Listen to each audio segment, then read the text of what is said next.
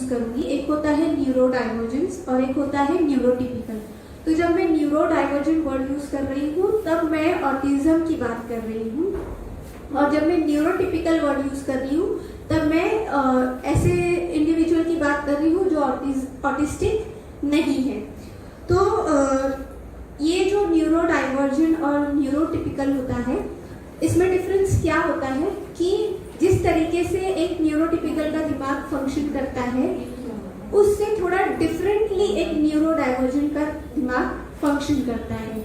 For example, एक individual या एक बच्चा जो ऑटिस्टिक है उनका लोगों से डील करने का तरीका अलग होता है, ठीक है।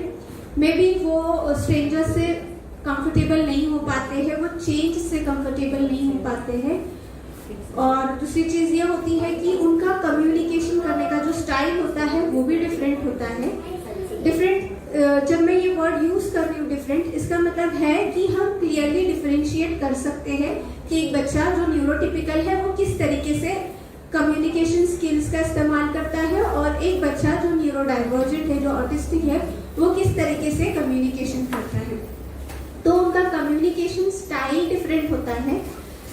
एनवायरनमेंट में जो चीज़ें होती है उनके साथ रिएक्ट करने का तरीका जो होता है वो डिफरेंट होता है। वो अपने इमोशंस को एक्सप्रेस भी नहीं कर पाते हैं और ना ही दूसरों के इमोशंस को कनेक्ट कर पाते हैं, ठीक है। तो ऑटिज्म में जो मेजर एरियाज जो इफेक्ट होते हैं, will move on to that. हम वो भी देखेंगे कि ऐसे कौन से मेजर एरियाज है या मेजर स्किल्स है जो ऑटिज्म की वजह से अफेक्ट होते हैं, और हमको वो सारी चेंजेस समझनी चाहिए। जब हम वो सारी चेंजेस अफेक्टेड एरियाज की समझेंगे तभी हमको क्लैरिटी आएगी कि हम एक ऑटिस्टिक इंडिविजुअल को किस तरीके से हेल्प कर सकते हैं। अब क्या होता है ना, ऑटिज्म के आगे ये जो वर्ड लगता है स्पेक्ट्रम। स्पेक्ट्रम का मतलब होता है कि एक नहीं बहुत सारी, जैसे कि हम सब अम्ब्रेला देखते हैं, छतरी में बहुत सारी तारें होती है, तो हर तार जो है वो अपने अपने डायरेक्शन में घूमी हुई होती है। उसी तरीके से ऑटिज्म की एक इम्पॉर्टेंट कैरेक्टरिस्टिक ये है, एक इम्पॉर्टेंट चीज समझने वाली ये है कि हर ऑटिस्टिक बच्चा दूसरे ऑटिस्टिक बच्चे से डिफरेंट होता है, ठीक है। जैसे हमने बोले कि उनका डील करने का, एनवायरनमेंट को डील करने का स्टाइल डिफरेंट होता है। तो एक इंडिविजुअल होगा, उसका style of dealing with environment A से, बी से और सी से, अगर 3 इंडिविजुअल है तो तीनों का जो स्टाइल हो सकता है वो क्या रहेगा, डिफरेंट होगा। तीनों का कम्युनिकेशन स्टाइल जो रहेगा वो डिफरेंट रहेगा। फॉर एग्जाम्पल कि अगर एक ऑटिस्टिक बच्चा है, वो उसको स्पीच क्लियर नहीं है, पर वो थोड़े एक आध वर्ड बोल लेता है। एक ऑटिस्टिक बच्चा है जो कुछ भी नहीं बोलता है। एक ऑटिस्टिक बच्चा रहेगा जो शायद से बोलेगा नहीं, लेकिन पॉइंटिंग वगैरह करके बता भी देगा, ठीक है। तो हर ऑटिस्टिक बच्चे का जो सिम्टम होगा, जो अफेक्टेड एरिया होगा, वो डिफरेंटली अफेक्टेड होता है। इसीलिए हम ऑटिज्म के साथ ये वर्ड लगाते हैं स्पेक्ट्रम, कि एक इंडिविजुअल जो ऑटिस्टिक है वो दूसरे ऑटिस्टिक इंडिविजुअल से डिफरेंट होता है, ठीक है। समझ में आया? मतलब अगर एक बच्चा ए है वो ऑटिस्टिक है और एक बच्चा बी है वो ऑटिस्टिक है, तो दोनों का जो डील, एनवायरनमेंट को डील करने का तरीका डिफरेंट होगा, दोनों का कम्युनिकेशन स्टाइल डिफरेंट होगा, दोनों का इमोशंस एक्सप्रेस करने का स्टाइल डिफरेंट होगा। इसीलिए हम इसको स्पेक्ट्रम कहते हैं। तो ऑटिज्म स्पेक्ट्रम, और इसके साथ हम डिजीज नहीं डिसऑर्डर लगाते हैं। इसीलिए कई बार ऐसा होता है कि पेरेंट्स पूछते हैं इसकी कोई मेडिसिन है क्या, इसकी कोई दवाई है क्या, क्योंकि दवाई नहीं है because it is not a disease, ठीक है। वो डिजीज नहीं है तो फिर वो क्या है, राइट? वो एक डेवलपमेंटल कंडीशन है। डेवलपमेंटल कंडीशन से मतलब होता है कि वो हमारे दिमाग में जो न्यूरॉन्स बनते हैं उनका जो कनेक्शन होता है वो डिफरेंट होता है, ठीक है। तो वो न्यूरॉन के जो कनेक्शन डिफरेंटली बिल्ड होते हैं, उसकी वजह से उनका जो स्टाइल होता है सारी चीजों का वो डिफरेंट होता है, ठीक है। ऑटिज्म के कोई स्पेसिफिक कॉज वगैरह नहीं है। जैसे हम आम बीमारियों के देखते हैं कि टाइफाइड किस वजह से होता है, मलेरिया किस वजह से होता है, उसी तरीके से ऑटिज्म का कोई स्पेसिफिक कॉज नहीं है कि हमने ये किया रहेगा इसलिए ऑटिज्म हो गया, या हमने वो किया रहेगा इसलिए ऑटिज्म हो गया। ऑटिज्म का कोई स्पेसिफिक कॉज अभी तक नहीं है, ठीक है। इट इज जस्ट ये पता चला है कि वो एक डेवलपमेंटल डिसऑर्डर है जहाँ पे हमारे न्यूरॉन्स डिफरेंटली काम करते हैं।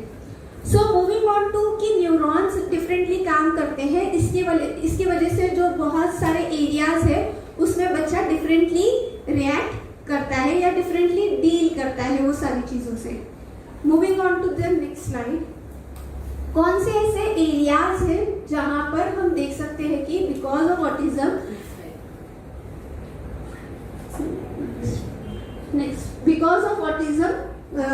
हम बच्चे के बिहेवियर में वो चेंजेस देखते हैं। तो सबसे पहला है सोशल इंटरेक्शन। जब हम बात करते हैं सोशल इंटरेक्शन की, इट मीन्स कि बच्चे को दूसरे लोगों के साथ घुलने मिलने में प्रॉब्लम होती है।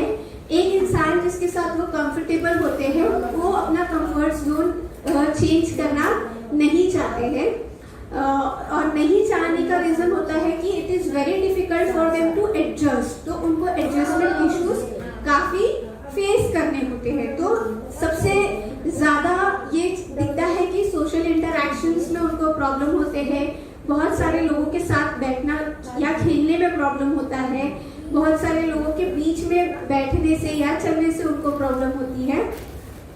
सोशल इंटरेक्शन के बाद आता है कम्युनिकेशन। काफी बच्चों में डिले स्पीच होता है। डिले स्पीच मीन्स वो बहुत लेट, वक्त से ज्यादा लेट बोलना स्टार्ट करते हैं।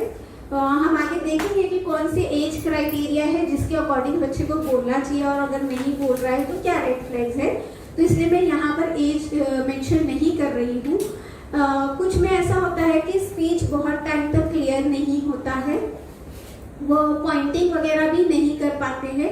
जैसे यूजुअली जो बच्चे होते हैं न्यूरोटिपिकल, वो बोलने से पहले हाथ के इशारों से अपनी बात एक्सप्रेस करना सीखते हैं।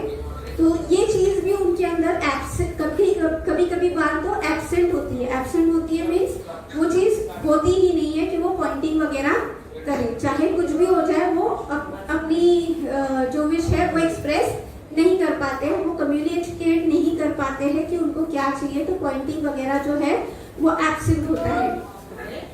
दूसरी चीज होती है सेंसरी प्रोसेसिंग। सेंसरी प्रोसेसिंग मतलब जो हमारे जो सेंसेस है, हमने देखे कि हमारे जो 5 सेंसेस है उसके अलावा भी हमारे 2 सेंसेस होते हैं।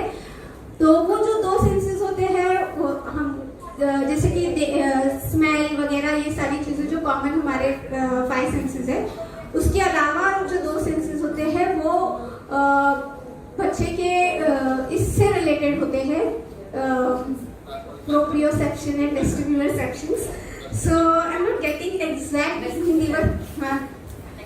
Hindi word for it, but ये है कि हमारा जो तरीका होता है चीज़ों से डील करने का। फॉर एग्जाम्पल बहुत ज़्यादा कुछ बच्चे ऐसे होंगे जो बहुत ज़्यादा साउंड को लेकर सेंसिटिव रहेंगे।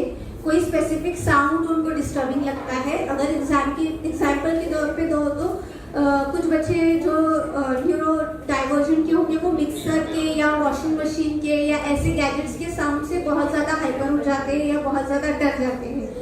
कुछ बच्चे होते हैं जो जिन साउंड से वो अनफेमिलियर होते हैं। पहली बार कोई साउंड सुना, चाहे वो स्लो वॉल्यूम में हो या बड़े वॉल्यूम में हो, उसको सुनकर वो डर जाते हैं या फिर उसको सुनकर वो हाइपर हो जाते हैं। और कुछ बच्चे ऐसे होते हैं जो स्पेसिफिक टेक्सचर वगैरह को लेकर सेंसिटिव रहते हैं कि टेक्सचर की बात मतलब स्पर्श, कुछ चीज़ों को टच करना उनको पसंद नहीं होता है। जैसे कि कोई स्टिकी चीज़ है, कोई गीली चीज़ है तो वो नहीं पसंद है, कोई रफ चीज़ है वो नहीं पसंद है। किसी को सॉफ्ट चीज़ें भी पसंद नहीं आती। कोई एट टाइम्स एक बच्चा बहुत ज़्यादा सॉफ्ट चीज़ों से भी दूर भागता है, तो वो बच्चे सॉफ्ट टॉयज वगैरह से खेलना पसंद नहीं करते हैं। तो ऐसी सेंसिटिविटी जो है वो सेंसर सेंसिटिविटी है जो हमको नजर आती है। उसी तरीके से कुछ बच्चों को झूले वगैरह से प्रॉब्लम होती है। ये न्यूरोटिपिकल में भी होता है, पर न्यूरो डाइवर्जेंस में ऐसा होता है कि उसकी जो फ्रीक्वेंसी और टेंडेंसी रहेगी, मतलब उसकी जो मिकदार रहेगी वो बहुत ज्यादा रहेगी। देखते साथ ही घबराना, उसके मूवमेंट को देखकर घबराना, ठीक है, बैठे नहीं भी हो तो फिर देखते साथ ही उसके मूवमेंट को देखते साथ ही घबराना। तो ये सारी चीजें जो आती है वो सेंसरी चीजें होती है जो हम देख सकते हैं बच्चों में। दूसरी चीजें होती है मोटर स्किल्स। मोटर स्किल्स का मतलब ये है कि अपनी खुद की बॉडी की उनको ज्यादा अवेयरनेस नहीं होती है, इसकी वजह से वो अपने हाथों का, अपनी उंगलियों का इस्तेमाल बराबर से नहीं कर पाते हैं। तो ज्यादा टाइम अगर हम एकेडमिक गोल्स में देखें तो बच्चे का पेंसिल होल्डिंग वगैरह डेवलप नहीं होता है, या तो वो बहुत ज्यादा प्रेशर लगाकर लिखते हैं कि एक पेज पे लिखते हैं तो उसका ट्रेस जो है वो आगे के 10 पेजों पे नजर आने लगता है। तो ये क्योंकि उनके फाइन मोटर स्किल्स डेवलप नहीं हुए हैं, इस वजह से हमको ये चीजें उनमें नजर आती है। उनको शू वगैरह टाई करने नहीं जमता है, उनको जिप वगैरह अनजिप करने नहीं जमता है, ठीक है। तो ये सारी जो होती है ये फाइन मोटर स्किल्स में आते हैं। ग्रॉस मोटर्स में कभी कभी ऐसा भी होता है कि खुद का बॉडी अवेयरनेस नहीं होता है, कौन से रास्ते से कैसे जाना है, कौन से रास्ता हमको लग सकती है, कोई चीज से हम टकरा सकते हैं, वो उतना जजमेंट नहीं कर पाते हैं और ज्यादातर गिरते पड़ते रहते हैं या उनको चोट लगती रहती है। तो एक चीज ये भी होती है कि मोटर स्किल्स में और इमोशनल रेगुलेशन, हम ज्यादातर ऐसा होता है कि जो एक ऑटिस्टिक बच्चा रहता है उसका फेस जो रहता है वो ज्यादातर ब्लैंक एक्सप्रेशन रहता है। आप डांट रहे हो तभी भी सेम रहेगा, आप प्यार से बात कर रहे हो तभी भी सेम रहेगा, और अगर आप गुस्से में हो तभी भी उनका जो फेशियल एक्सप्रेशन होता है वो सेम होता है। क्यों? क्योंकि वो इमोशंस को नहीं समझ पाते हैं, क्योंकि वो इमोशंस को नहीं समझ पाते हैं। तो इसकी वजह से वो ये नहीं समझ पा रहे हैं कि आप गुस्सा है या फिर आप डांट रहे हो। और हमें कभी कभी एट टाइम्स ऐसा लगता है कि जब अवेयरनेस नहीं होती है तब लोगों को ऐसा लगता है कि इसको कुछ भी बोलो तो इसको फर्क नहीं पड़ता है, बट ऐसा नहीं होता है। It is because of the poor emotional regulation that they are dealing with. इसकी वजह से वो दूसरों के इमोशंस को भी नहीं समझ पाते और ना ही वो खुद के इमोशंस को एक्सप्रेस कर पाते हैं।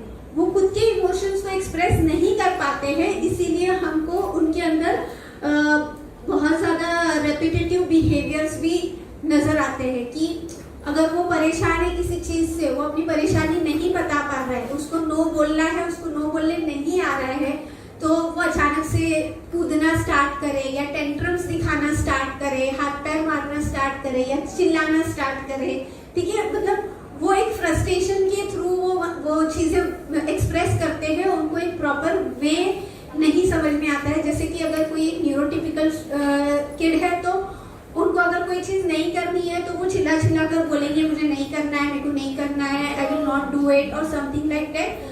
बट अगर एक न्यूरो डाइवर्जन का बच्चा है तो वो अपने इमोशंस को रेगुलेट नहीं कर पाते हैं, इसकी वजह से उनके इसमें ये रेपिटेटिव बिहेवियर्स हमको नजर आते हैं।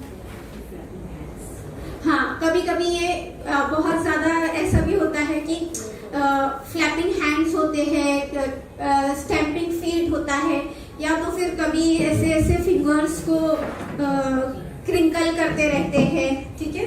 तो ये सारे जो बिहेवियर्स, रेपिटेटिव बिहेवियर्स होते हैं, ये कहीं ना कहीं उनके सेंसरी स्टिमुलेशंस की वजह से हो रहे हैं कि वो अपने इमोशंस को रेगुलेट नहीं कर पा रहे हैं, वो अपने आप को एक्सप्रेस नहीं कर पा रहे हैं। इसकी वजह से हमको बच्चों में ये बिहेवियर नजर आता है।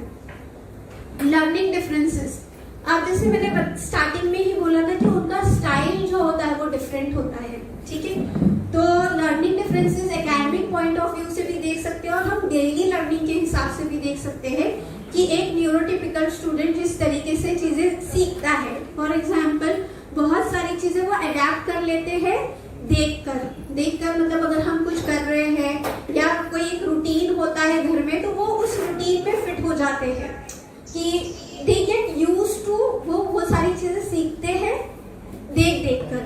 फॉर एग्जाम्पल अगर किसी के घर में ऐसा है कि सारे लोग एक साथ में खाना खाने बैठते हैं, तो जब सब बैठ रहे हैं तो एक न्यूरोटिपिकल को समझ में आ जाएगा this is the time to eat, वो भी ज्वाइन करेगा। But when it comes to neurodivergence, अगर हमने एक फिक्स रूटीन या फिक्स ट्रेनिंग नहीं दी है तो उनको ये सारी चीजें समझ में नहीं आती, हमको उनको ट्रेन करना पड़ता है ये सारी चीज़ों के लिए।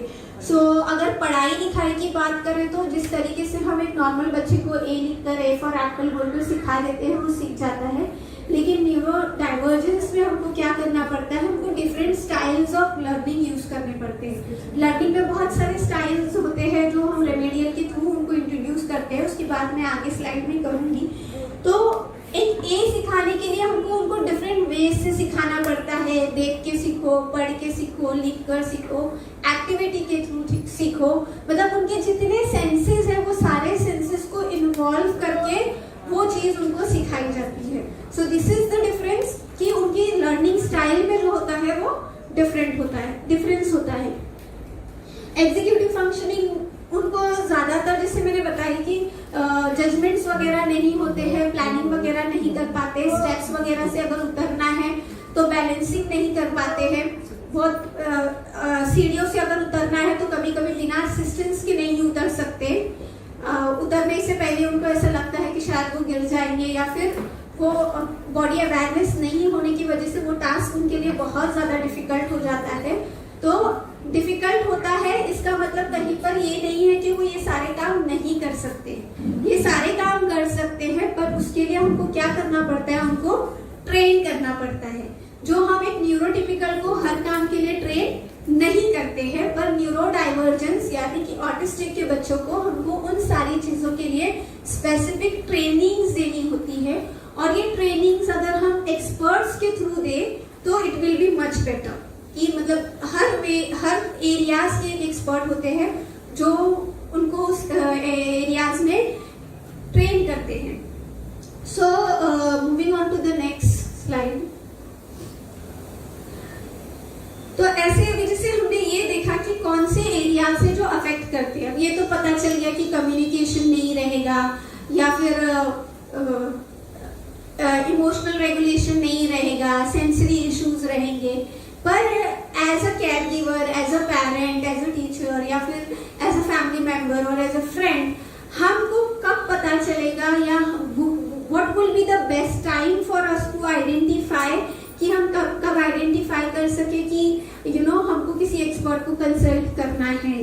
ठीक है, अब प्रॉब्लम ये होता है कि हमको फीवर आता है तो हमको समझ में आता है, उसके फिजिकल साइंस होते हैं, ठीक है, वो हम फील कर सकते हैं, वो हम महसूस कर सकते हैं, तो हम इमीडिएटली 2-3 चीजें ट्राई करते हैं और हम उसको क्योर करने की कोशिश करते हैं, राइट। बट यहाँ पर क्या होता है, ऑटिज्म में कोई ऐसा कुछ बीमारी, जैसे मैंने बताई बीमारी वाला, डिजीज वाला कोई कॉज नहीं होता है, इसलिए हमको उसके साइंस और सिम्टम्स को देखना पड़ता है, हमको रेड फ्लैग्स देखने पड़ते हैं। रेड फ्लैग्स क्या होते हैं कि अगर बच्चा 12 से 18 महीने का है, करीब 2 साल तक पहुंच चुका है, फिर भी नो बैबलिंग और पॉइंटिंग है, मतलब वो किसी तरीके की आवाजें भी नहीं निकालता है, जैसे बच्चे गिब्रिश लैंग्वेज में बोलते हैं जिसका कोई मतलब नहीं होता है, लेकिन वो बड़बड़ करते रहते हैं। तो बच्चा बड़बड़ भी नहीं करता है, पॉइंटिंग वगैरह भी नहीं करता है, उसको कुछ चाहिए या उसको कुछ दिखाना है तो वो इशारे नहीं कर पाता है, तो वो एक रेड फ्लैग है हमारे लिए। रेड फ्लैग मतलब ये एक संकेत है कि हम इसको नोट करें और आगे के भी रेड फ्लैग्स देखिए। अगर majority of the red flags हमको बच्चे में मिलते हैं तो हम एक एक्सपर्ट कंसल्टेशन बच्चे के लिए ले सकते हैं। लैक ऑफ आई कांटेक्ट, बच्चा किसी से भी आई कांटेक्ट मेंटेन नहीं कर पाता है, चाहे वो फैमिली मेंबर्स हो, चाहे वो फैमिली के बाहर के मेंबर्स हो। अगर आप बात कर रहे हो तो वो किसी और डायरेक्शन में ही देखते हैं, आप कुछ दे रहे हो तभी भी वो किसी और डायरेक्शन में देखकर ही रिसीव करते हैं। तो आई कांटेक्ट जो है वो कंप्लीटली एब्सेंट होता है, या इन सम केसेस माइल्ड मॉडरेट में कभी कभी ऐसा होता है कि वो सिलेक्टिव आई कांटेक्ट होता है, कभी कभी किसी किसी चीज पर आई कांटेक्ट मिलता है, कभी कभी बिल्कुल भी नहीं मिलता है। लिमिटेड और नो गेस्टर्स, नो वेपिंग और क्लैपिंग। क्लैपिंग करना, वेपिंग करना, बच्चे जब छोटे होते हैं ऑलमोस्ट 1 ईयर कंप्लीट हो जाता है तभी वो बहुत सारे मूवमेंट्स करने लगते हैं। हमने उनको हाई फाई सिखाया, हाथ आगे किए तो वो क्लैप करना स्टार्ट करते। हमने उनको पंच सिखाया तो हाथ आगे किए तो वो पंच करना स्टार्ट करते हैं। तो ये सारे मूवमेंट्स जो होते हैं वो एब्सेंट होते हैं या बहुत रेयर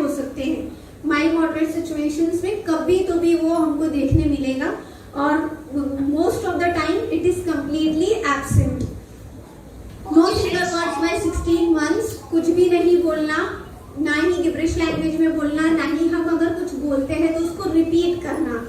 एक होता है कि बच्चे को हम बोल बोल कर ही सिखाते हैं, वोकैबुलरी देकर ही सिखाते हैं कि मम्मा बोलो, पापा बोलो, दीदी बोलो। बहुत टाइम आपने ये चीज की है, you tried to train, tried to give that vocabulary, फिर भी बच्चा जो है उसको पिक नहीं कर पा रहा है। Loss of previously learn speech, ये एक बहुत इम्पॉर्टेंट एग्रेजन है जो हमको देखने मिलता है कि कभी कभी एट टाइम्स ऐसा होता है कि 2 to 3 इयर्स तक बच्चा सारे स्किल्स अडैप्ट करता है, बोलने लगता है, पॉइंटिंग करने लगता है। आफ्टर 3 इयर्स 2.5 ढाई से 3 साल के बाद वो जितनी चीजें उसने लर्न की थी वो सारी चीजें बैक टू जीरो हो जाती है। उसने कुछ 2 लेटर 1 वर्ड वर्ड्स बोलने सीखे थे, अब वो कुछ नहीं बोलता है, ठीक है। वो पहले थोड़ा बहुत क्लैपिंग वैपिंग करता था, अब कुछ भी नहीं करता है। पॉइंटिंग वगैरह करता था 2 to 3 इयर्स तक, अब 2.5 ढाई 3 साल के बाद वो बिल्कुल भी नहीं कर रहा है। तो एट टाइम्स ऑटिज्म में ऐसा भी होता है कि 2.5 से 3 साल तक बच्चे वो सारे माइलस्टोन्स जो है वो अचीव करते हैं और 3 साल के बाद वो वापस बैक टू जीरो हो जाते हैं, ठीक है। Moving on to next slide.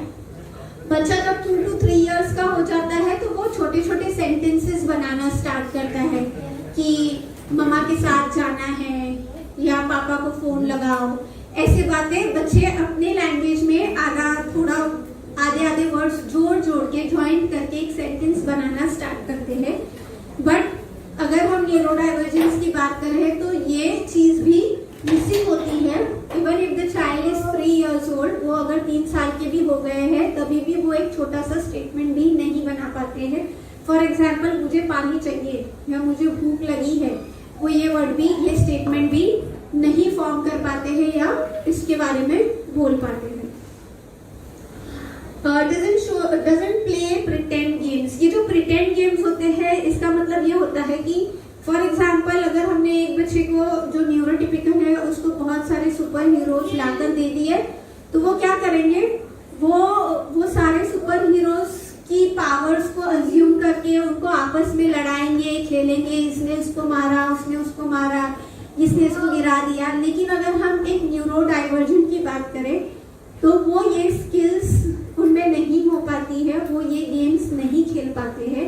अगर हम एग्जाम्पल दें तो लड़कियां जो है किचन के जो छोटे छोटे खिलौने वगैरह होते हैं या फिर डॉल्स वगैरह होती है, उनके साथ जिस तरीके से उनकी मम्मी किचन में डील करती है, उनकी मम्मी उनके साथ डील करती है, वो सेम डिस्प्लेसमेंट, वो उनका कॉपी बिहेवियर हमको वहाँ दिखता है। वो अपने बर्तन में खुद ऐसी ही खाना बनाएंगे, लोगों को सर्व करेंगे, इमेजिन करेंगे अपने आप को as a mother and they will do all the task जो उनकी मम्मी करती है।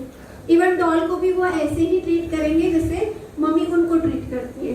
But most of the time when it comes to an autistic child वो ये नहीं कर पाते हैं, वो इस चीज को अडैप्ट नहीं कर पाते हैं। और ये कभी कभी ऐसा होता है कि वो वर्ड्स, स्पेसिफिक वर्ड्स है जिसको रिपीट करते रहते हैं।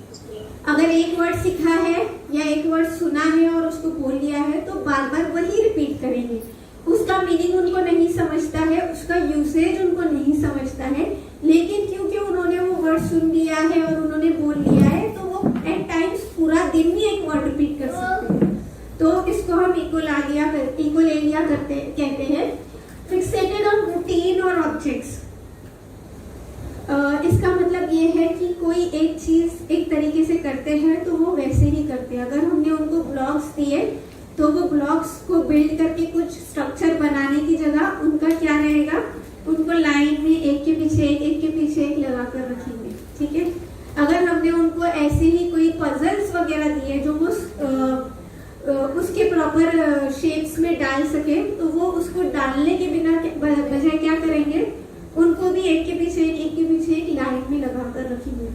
सो बेसिकली व्हाट, अगर हम फिर उसको करेक्ट करने जाएंगे तो they kind of defend themself कि नहीं करना है। और अगर उनका एक पर्टिकुलर रूटीन है, जैसे मैंने बोला था कि कुछ आवाजें करते हैं या फिर सेंसरी मूवमेंट्स करते हैं, तो दैट चेंज करने के लिए बहुत ज़्यादा मेहनत करनी पड़ती है, उनको वो चेंज अडेप्ट नहीं करना होता है, उसके अपने रीजंस होते हैं। अगर कोई एक चीज़ जो है एक तरीके की चाहिए तो वो एक तरीके की होनी चाहिए। फॉर एग्जाम्पल वो अगर किसी एक तरीके की पैटर्न की सैंडल या कोई एक स्पेसिफिक वे की शूज़ वगैरह पहनते हैं तो उनको वही चाहिए रहता है, उसके अलावा अगर हम कुछ और देते हैं तो वो अनकंफर्टेबल हो जाते हैं। तो चेंज को लेकर जो अडेप्टेबिलिटी होती है वो काफ़ी लो होती है। चेंज को एक्सेप्ट करना क्या होता है, लो होता है। अगर हम एक न्यूरोटिपिकल की बात करें तो उनको नए कपड़े ज़्यादा पसंद आते हैं, वैराइटीज पसंद आती है, नए शूज़ लाओगे वो एक्साइटेड हो जाते हैं। पर यहाँ पर ऐसा होता है कि उनको चेंज पसंद नहीं आता है, इसलिए चाहे आप न्यू क्यों ना लेकर आओ, at times they are not interested और they are not interested to adapt that change. उनको वो चेंज एक्सेप्ट नहीं करना होता है। अब जैसे मैंने बताई कि वो ये सारी चीजें वो डिफरेंटली करते हैं। डिफरेंटली करते हैं मतलब हमने जितने भी अफेक्टेड एरियाज देखे वो सारे अफेक्टेड एरियाज में हम इम्प्रूवमेंट ला सकते हैं, पर लाने के लिए हमको क्या करना पड़ेगा, हमको एक्सपर्ट्स के पास जाना पड़ेगा ताकि वो उनको ट्रेन कर सके, उनको भी ट्रेन कर सके, बच्चों को भी ट्रेन कर सके और as a parent as a caregiver हमको भी ट्रेन कर सके।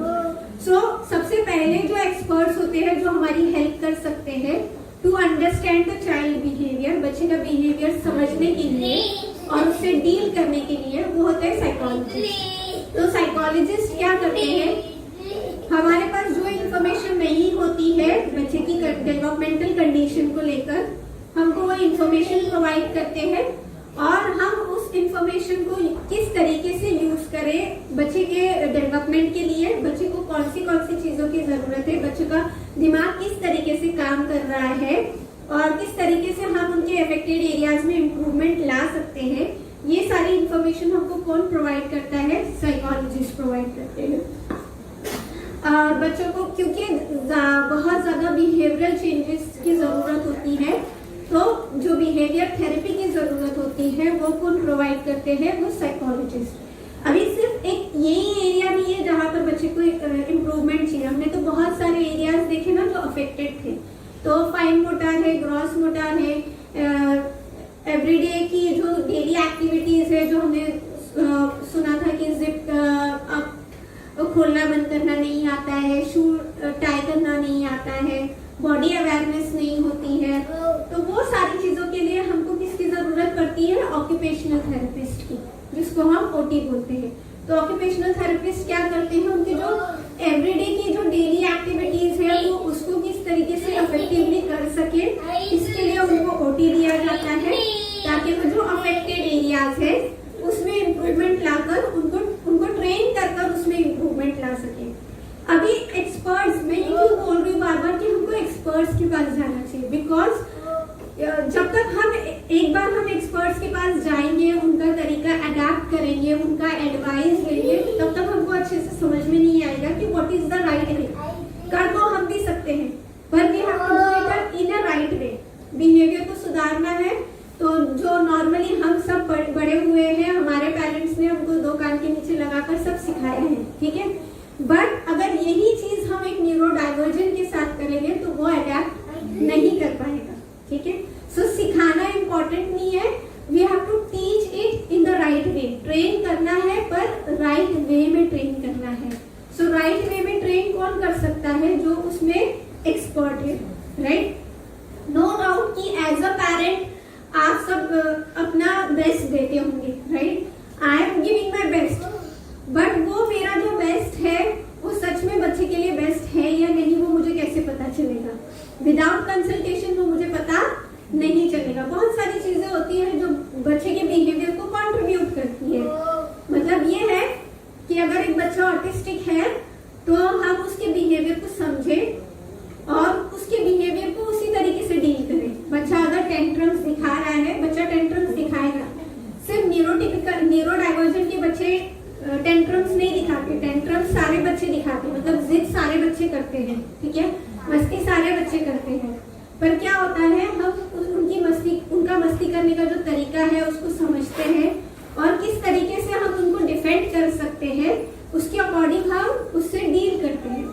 तो जब हमको एक न्यूरो डाइवर्जन के बच्चे के अफेक्टेड एरियाज में इम्प्रूवमेंट लाना होता है, तब फर्स्ट स्टेप क्या है कि हम पहले एक्सपर्ट्स से मिले, एक्सपर्ट्स एडवाइस ले और एक्सपर्ट्स ट्रेनिंग के थ्रू इनिशियली स्टार्ट करो। ग्रेजुअली जब आपको लग रहा है कि बच्चा अभी एडेप्टेबल हो गया है, वो चीजें और इंस्ट्रक्शंस को फॉलो करने लगा है, you can be the best instructor for your child. दूसरी चीज होती है कि ऐसा नहीं है कि एक ऑटिस्टिक बच्चा पढ़ लिख नहीं सकता है, उसको लिखने नहीं आएगा, उसको पढ़ने ही नहीं आएगा। Autistic child can also read and right, पर उसके लिए हमको किसकी हेल्प चाहिए? रेमेडियल की हेल्प चाहिए। जैसे मैंने बताई कि एक हमको उनके सारे सेंसेस को इन्वॉल्व करके सिखाना पड़ता है। तो चाहे वो ए हो, चाहे वो राइटिंग हैबिट्स हो, चाहे वो रीडिंग हैबिट्स हो, चाहे वो फोनिक साउंड्स हो, वो सारी चीजें हमको सिखाने के लिए क्या करना पड़ेगा? हमको एक रेमेडियल एजुकेटर की हेल्प लेनी पड़ेगी, सो दैट जो बच्चे के स्टाइल के अकॉर्डिंग, एक रेमेडियल एजुकेटर के पास अगर 5 बच्चे आते हैं तो सबको एक ही तरीके से नहीं सिखाता है, सबके स्टाइल के अकॉर्डिंग वो उनको ए सिखाएंगे, समझे? सो बच्चे का स्टाइल समझना, बच्चे का कॉग्निशन समझना और उसके अकॉर्डिंग उसको ट्रेनिंग देना, उसको टीचिंग देना, ठीक है?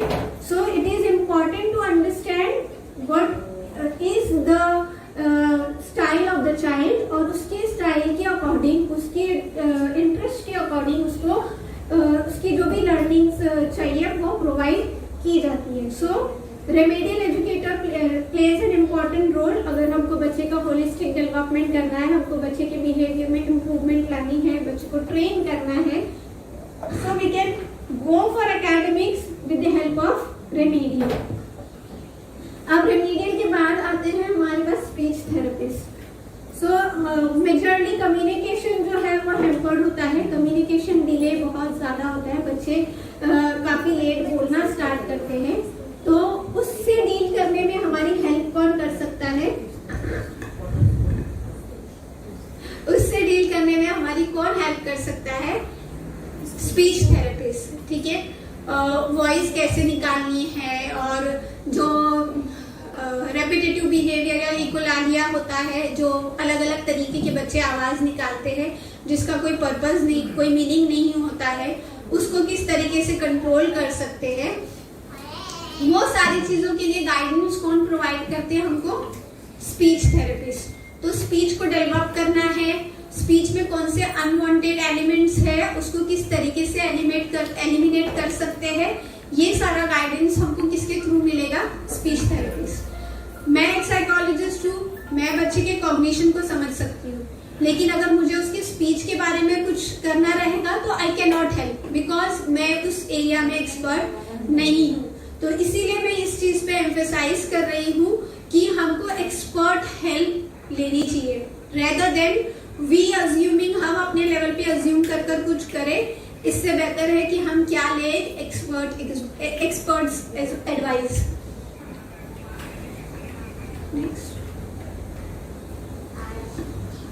हाँ, तो coming on to the most important topic, just excuse me for a second.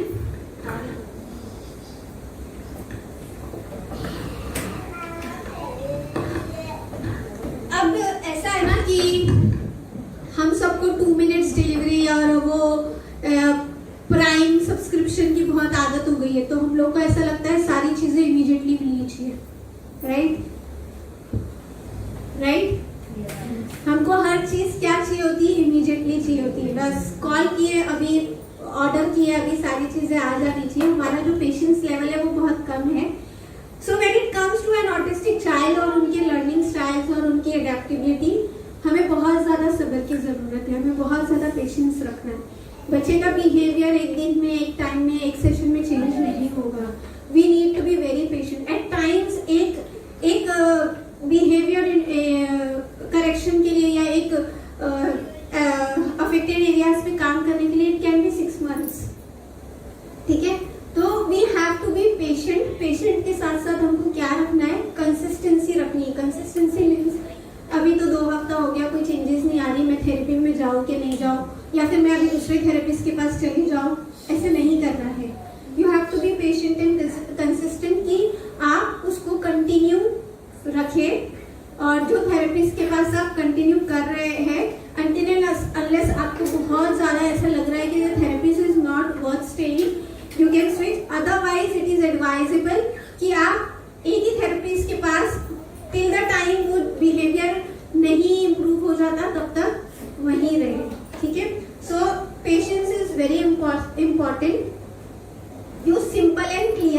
Instructions. अब ऐसा होता है कि बच्चे का लर्निंग स्टाइल, बच्चे का कॉग्निशन स्टाइल जो है वो डिफरेंट है। तो अगर मैंने उसको बोला कि ये करो, ये जो बॉक्स है इसको वहां जाके रखो, उसने वहां जाके नहीं रखा, तो उसे पकड़ के खड़ा है। तो अरे सुनाई नहीं देता है कि क्या बोल रही हो, कब से बोल रही हो, जाओ जाके रखो। मैंने जो इंस्ट्रक्शन पहले दिया था वो लॉस्ट हो गया, अब वो कुछ नहीं करेगा, ही इज स्टक कि अब ये जो बोल रहे वो सुनना है या जो पहले बोला था वो क्या था। ठीक है। सो अगर आपको आपने कोई इंस्ट्रक्शन दिया है तो you have to stay on that instruction till the child follows. कभी कभी हमको असिस्टेंट प्रोवाइड करना पड़ेगा, कि हेल्प करनी पड़ेगी, मेरे साथ चलो, इधर यहाँ पे रखना है, तो the child will adapt it. हाँ, सो यूजुअली ऐसा होता है, फॉर एग्जाम्पल हम लोग थेरेपी में जितने भी टूल्स यूज करते हैं, हम यूज करने के बाद बच्चों को भी बोलते हैं कि अभी इसको कहाँ रखना है। तो फर्स्ट टाइम मैंने दिखा दिया कि ये कबर्ड में रखना है। Every time when the child finish the activity, बच्चा खुद उठाता है और वो वहां पर रखता है। क्यों? क्योंकि इनिशियली हम बोलते नहीं, इनिशियली हम बच्चों को अपने साथ लेकर जाते हैं, वहां पर रखते हैं, रखाते हैं। ऐसे 2-3 बार किया, उसके बाद में बच्चे को खुद समझ में आ जाता है कि अभी I have completed my task, I have to pick it and keep in that cupboard. कैसे? सो दिस इज व्हाट, कि जो इंस्ट्रक्शंस हमको देने हैं, हमको पहले उस इंस्ट्रक्शन पे टिके रहना है। उसके आगे पीछे अगर हम कुछ ऐड करते जाएंगे तो उनका जो रिटेंशन है उसमें वो लॉस्ट हो गया, नहीं पता क्या बोले आपने, पहले क्या बोले थे, अभी क्या बोल रहे हो, कुछ नहीं मालूम। ठीक है। Celebrate small achievements. ठीक है। मोटिवेशन हम सबको भी चाहिए रहता है ना, कोई हमारी तारीफ करे हमको भी अच्छा लगता है, कोई हमें अप्रिशिएट करे हमें भी अच्छा लगता है। तो हमारे भी बच्चों में अगर हम ये देख रहे हैं कि मैंने पूरा ए लिखने के लिए कहा था बच्चे को, द चाइल्ड डिडंट राइट पूरा कंप्लीट ए, एक लाइन बना दिया, गुड, अप्रिशिएट द चाइल्ड। आज एक लाइन बनाया हो ना, कल आप दूसरी वाली भी ट्राई करना। ठीक है। You can do it, motivate the child. नहीं, ए लिखने बोल रही हूँ, लाइन क्यों बना रहे हो, वो ऐसा नहीं करना है, वैसा करना है, बहुत सारे वर्ड से बम्बार्ड मत करो। अप्रिशिएट की ठीक है, चलो you did it well. Line नहीं भी बनाते, पेंसिल एटलीस्ट प्रॉपर्ली होल्ड कर रहे हैं, वो अप्रिसिएशन दो। जहां हो सके try to celebrate the achievements of the child, चाहे वो छोटे ही क्यों ना हो। Allow breaks when the child is overwhelmed. बहुत as a parent, as a caregiver, try to observe कि कितने टाइम का इसका अटेंशन स्पैन है, कितने टाइम के बाद इसका अटेंशन स्पैन लॉस्ट हो जाता है। हम जो भी एक्टिविटीज करेंगे, जो भी ट्रेनिंग बच्चे को देने की कोशिश करेंगे, उनके अटेंशन स्पैन के अकॉर्डिंग ही देंगे। हमको ऐसा लगता है कि 5 मिनट के बाद बच्चा रेस्टलेस हो जाता है, 5 मिनट में ही सिखाओ और उसके बाद में लेट द चाइल्ड गो। बच्चा प्लेस पे बैठता नहीं है, उसको खींच के, बांध के, मार के मत बिठाओ। उनको उठना है, हमेशा निगोशिएट करो कि ठीक है चलो आपको अभी जाना है, जाओ, जब मैं आपको दोबारा बुलाऊं तो आओ। या तो फिर वो सेंड टाइमर्स होते हैं, हम वो यूज कर सकते हैं कि now you can have your break. जब सेंड डाउन हो जाएगा तो हम वापस आएंगे और हमने जहां से स्टॉप किए थे हम वहां से कंटिन्यू करेंगे। अगर डिजिटल क्लॉक जो है वो बच्चे को समझती है तो यूज दैट क्लॉक कि देखो यहाँ पे ये नंबर आ रहा है, जब यहाँ पर 5 नंबर आ रहा है, जब यहाँ पर 15 नंबर आएगा तो हम वापस ये एक्टिविटी कंटिन्यू करेंगे। मेंटली प्रिपेयर भी करो, उनको बताओ भी कि this is the time and you have to come back. पहले दिन शायद वो नहीं आए, हमको थोड़ा बोलना पड़ेगा आओ आओ आओ, दूसरे दिन भी ऐसे ही करना पड़ेगा, but gradually it will be at a stage की उनको, उनका जो माइंड है वो इस तरीके से ट्रेन हो जाएगा, उनको समझ में आएगा कि मुझे ब्रेक मिलता है, ब्रेक के बाद मुझे वापस अपना काम करना होता है। तो अननेसेसरीली बांध के रखना, बिठा के रखना विल नॉट हेल्प यू। उसके वहां पर टेंट्रम्स आएंगे and that will be again very difficult for you to handle. Involve the child in the daily task with guidance. Over pampering की वजह से ज्यादातर ऐसा होता है कि हम बच्चों को कोई काम देते ही नहीं है, नहीं करना है, देना है। अगर हम खाने बैठ रहे हैं, एम्प्टी प्लेट्स लाने के लिए बोलो, खा के हो गया है, जितने भी छोटे बहुत बर्तन है हमारे साथ हेल्प करने के लिए बोलो। एवरीडे लाइफ में, ठीक है, अगर हम कुछ टॉयज वगैरह उठा रहे हैं तो उनको बोलो कि हमारे साथ उठाओ। हम करते क्या है, हम दो तरीके से करते हैं, या तो सारा काम हम करेंगे या तो एक्सपेक्ट करेंगे सारा इसने करना चाहिए, डिक्टेट करेंगे, उठाओ उठाओ उठाओ उठाओ। नहीं, do it with the child so that the child learns through you. आप बच्चे के साथ करेंगे तो आपके साथ बच्चा सीखेगा। Okay, don't compare. अभी ऐसी चीज है जो नहीं करनी, डोंट कंपेयर द चाइल्ड। अगर हमारे घर में ही दो बच्चे हैं तो हम क्या करेंगे, दोनों को कंपेयर करें। जरूरी नहीं ऑटिज्म का बच्चा है इसलिए कंपेयर कर रहे हैं, हमारे घर में दोनों न्यूरोटिपिकल भी रहेंगे तभी भी हम कंपैरिजन करेंगे। अरे मेरा बड़ा वाला बेटा है ना इज वेरी गुड, मेरा छोटा वाला बेटा है ना इज वेरी मिस्चीवियस, ठीक है, बहुत मस्ती करता है।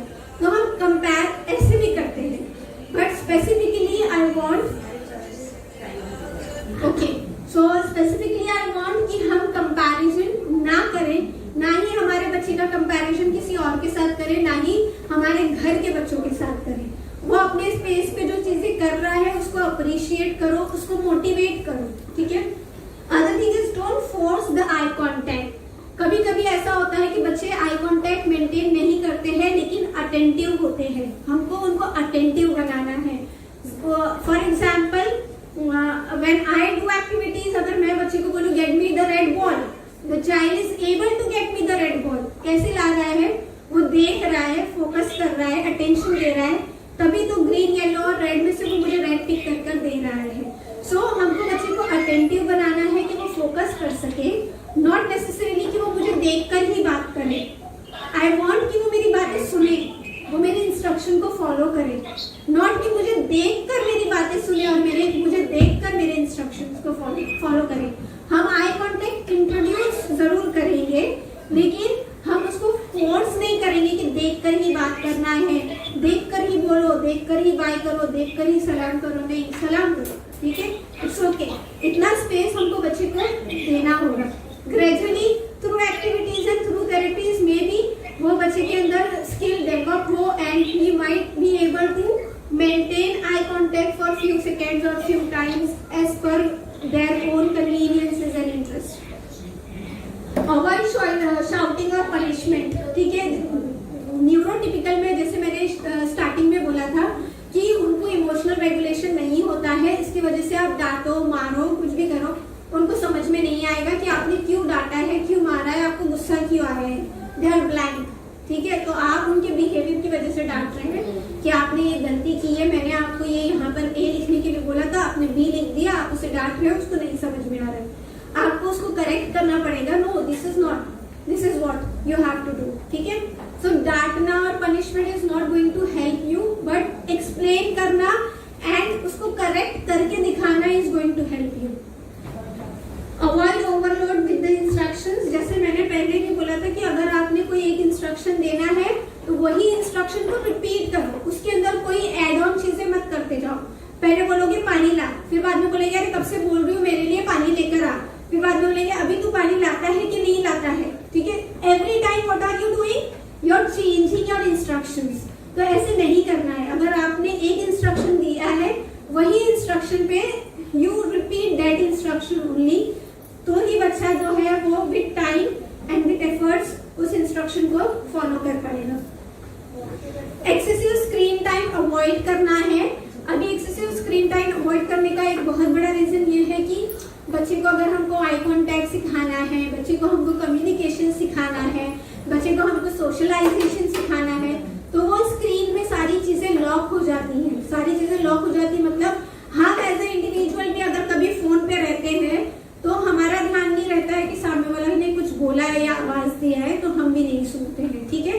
तो जो स्किल्स हम बच्चे को सिखाना चाह रहे हैं, जो स्किल्स में हम बच्चे के लिए डेवलपमेंट लाना चाह रहे हैं, जब अगर कोई एक न्यूरोटिपिकल इंडिविजुअल फोन में रहता है तभी भी वो सारी चीजें पैसिव हो जाती है, तो फिर यहाँ पर भी बहुत ज्यादा चांसेस है कि वो सारे सिम्टम्स जो ऑलरेडी जो अफेक्टेड एरियाज है वो आगे और अफेक्टेड हो सकते हैं।